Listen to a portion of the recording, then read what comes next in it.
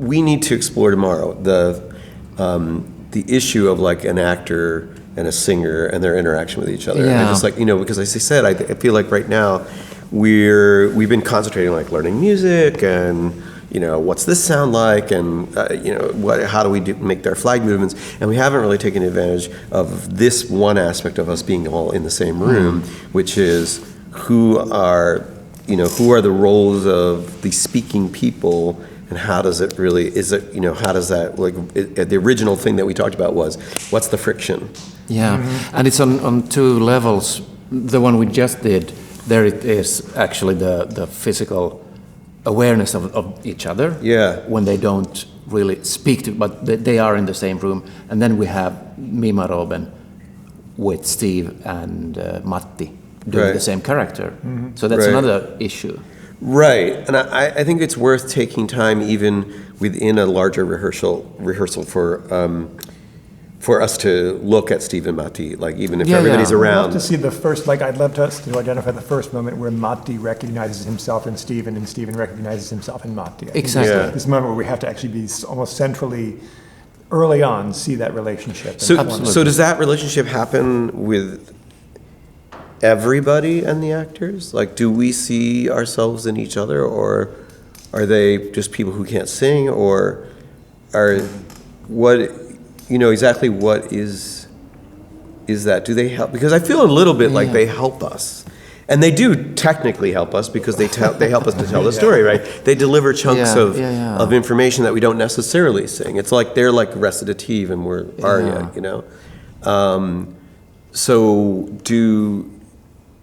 are they? Are we aware of the fact that they're helping us tell the story? This is a little bit tricky right now when you still are tied to the sheets. Right. And this is something that happens when you have a good contact. So I don't know if maybe we should have one, 24 bars where we are completely free and look at what really happens here. Okay. Well, like in that opening movement. Even in that opening movement. I mean, they've introduced the whole thing and put out this killer line, right? I dreamt a life I forgot to live. And that starts the whole thing off, and then, and that's what's handed to us. Yeah. Yeah. As because everybody's coming to this show. Thinking music, right? Like it's the crossing. Yes. We're gonna hear music, right? Yeah. The first thing that happens is these two guys with accents start, and sometimes it's not even with accents because they're not speaking our language, right? And they're like, and you're going like, what's happening? And then this line comes, I dreamt a life and forgot to live, and then you hear this like music and you go, okay, I get it. I know where I am now, and I realize that line is really important. I think our actors can invite the singers also a lot into the. We need improvisation now to really do it. What happens between this? So then let's do that. Yeah, let's do that. That I think that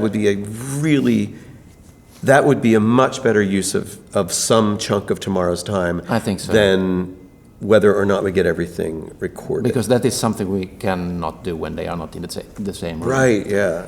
Places to look at like this are where we, and this has always been a question between libretto and, so spoken word and sung word. And there are times where they actually are speaking what is being sung simultaneously or just before it or just after it. I would love to look at some of those moments so that we can see, are they hearing each other? Are they aware of one another?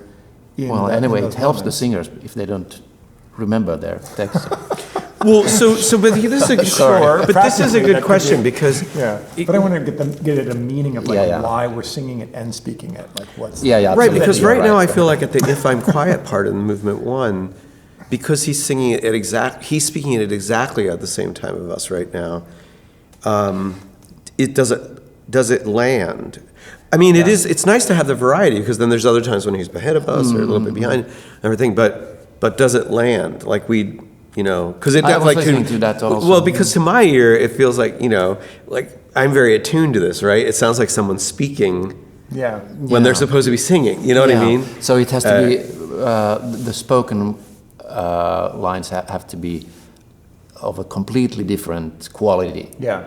So there is a even if it's timed at the same time. I'd love to see if, like, what if we move it just before or just after? There are these silences in there, so we can use the silences or fill them. And they are very clever on doing that. I already heard, but it can also be with a completely different tempo. I think that's true because there's certain things. Music does a lot of things, right? So music takes words and it clarifies the intention of that word for us, depending on what the composer decides what that intention is. So like it goes from being something that you can express with your voice in all sorts of heights and things like that to something that's fairly prescribed and it clarifies, right? But one thing that music doesn't do very good is questions. It's something that I've struggled with like for years because it doesn't ask questions easily. And so there are a whole lot of questions that are being proposed here. I mean, part of like the whole art of the crossing is like asking questions that we don't have any answers to or that are very difficult to answer. So this is one of them. So that's another way in which these actors, I think, can help us because we know when we're being asked a question when someone's speaking to us. Yeah. Even if it's not in the form of a question. No. But we have a very difficult time with that when we're hearing music. I didn't think it that way. Thank you.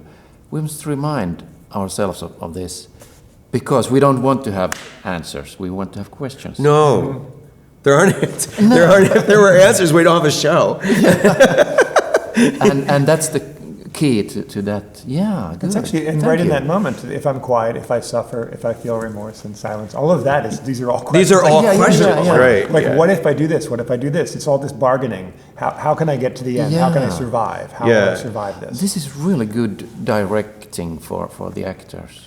Yeah, because we don't. It's a really curious thing. Like it's coaching questions, even for soloists, is very. It's actually much more complicated than people think. Because what happens is that when you hear the music that you wrote, which I absolutely love and I think is perfect for the moment, you go into like a contemplation of a space. You go, if I'm quiet, if I suffer, blah blah blah, and you think about them. You kind of ruminate on them. Each one. But they don't go. They don't go, what's the comma, what comes after the comma, if I'm quiet, what, and that because that comes so far, it's like a German sentence, right? It's like all of a sudden, you're going like, but where's the verb? What's the action? So, Then if I can jump to another issue is that when we are in the room and now we really see what it means when we have 18 people here on the stage. Right. And you somewhere. Yeah. If it's up here or they need to have contact with you and all this. What does it do? But this, so we can continue planning the choreography or the blocking or how people exist on this. Right, and I also think it's really good in context with that I think it's really good for us to establish the feel of passive moments because right now all we've staged is very active moments, yes, right? There's like this, the movement in, and there's the second movement is like, all that kind of stuff. And of course, most of it can't be that way. No.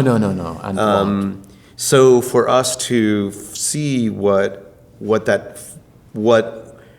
to play with passive moments. Yeah. Again, I think that's more important than necessarily doing that. So before we finish here, I would love to know I would like to summarize what we've learned so far. Yeah. You know what I mean? Because this is a real demarcation moment, right? Of us having everybody here in the same room and having the designers and just kind of playing. And I feel like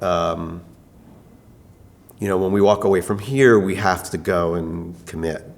There has to be some commitments. And up until that point, you haven't. Now, you've done a great job of reworking without, still with this really incredibly amorphous process. I'm trying to keep it open-ended so that there's room for staging, there's room for choreography, and at the same time, I know that March 1st comes and the pencil has to go down. Although I have this feeling that we're going to get into June, and there's still going to be some sort of wiggling around. Which I because think is good. We're going to need to have space for you to do have that. your work and for the singers to continue to feel Right, comfortable. but a score is a score. Yeah. And memorizing it is memorizing it, Yeah, you know, so yeah. we have to do We that, have to be so. careful about how much change we're going to make beyond that. Right, so fairly quickly, what have we learned so far in these 2 days?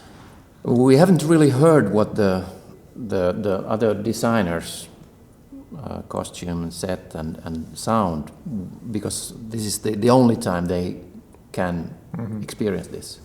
So we should have that also. Well, I think that's really why we want Erica, Jonas, and Nick all here to just sit in the room with us, Yeah, right? Right. and they are working all the time, of course. Yeah. They're doing their notes and they're planning and have ideas, but still I think we should get together and summon it, as you said. Yeah, okay, yeah. Yeah, even looking for a plot for each thing, for costumes, Yeah. for lights, for Right, sets, for sound. What are the plots that When- we're trying to, as we're even looking at transitions, I think we actually it would be great to look at some moments of transition from getting from one place to another, even in moments of stasis, if we're moving from one static thing to another formation, what would that look like? And maybe pick a couple of places where we can explore that a bit. If there would be more time, I would also like to think of really, the logistics in here and how do you get in and out and where can we go and what happens with the floor down here. It's a little bit, what is the word? Creaky. Creaky. Yeah. We will have the carpet here. Yeah, but I think that will help that, Yeah. but it is, part of having this alley-like seating,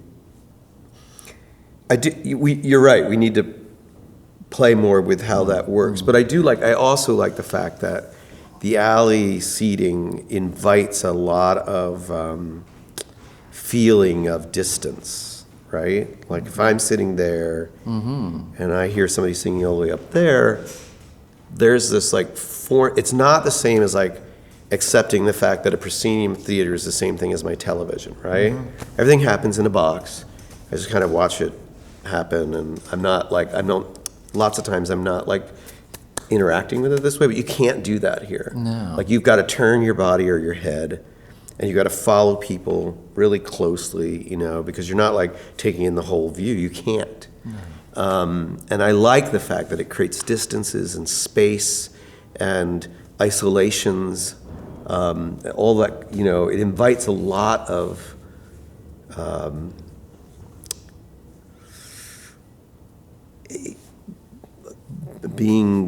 wandering, it's because you have to be going like this. You're aware of the kinetic energy of the people. Yeah. You know what you're saying too, it makes me think of this, how as a composer, my job sort of feels like typically you do look at the proscenium space. Everything that I'm putting on the page is audible and heard and seen at every moment. Right, and yeah. I'm realizing as we're watching this that this is so three-dimensional. Oh, it is. That's not how this is working. That's what I wanted, And but that- it's really challenging. It is really challenging, and it's also making me think that the idea of when we workshopped the Mima movement yesterday, and we workshopped that kind of soulful number, that a lot of this stuff happens on its feet in real time in space, and we have to kind of make room for the three-dimensional version of it as opposed to the kind of two-dimensional version of it that's in most production. Yeah. Most theater tends to be looked at in that kind of distance. I can see it all in one sitting and without moving my head. No, you don't have to move your head because you're far enough away from it that Yeah. you take the whole thing in. And so this requires, I think, for us to really look through the score very carefully and figure out what really needs, when we put the alto quartet and then they're circling one another, oh my Yeah. God, that suddenly became really clear. Yeah. So kind of looking through to these moments where this is musically sensible to put them in the same space, but also that now makes that moment dramatically really powerful as a memory. So Yeah. it'd be great to go through and kind of maybe that's our Monday project. Yeah. to Well, kind plus of, when they have you know, their planet Wait. helmets on, then we'll really okay. Will all the audience have the planetary helmet on? Everyone gets a planet. No, just tinfoil, and they can do with it what they like. Thanks, guys.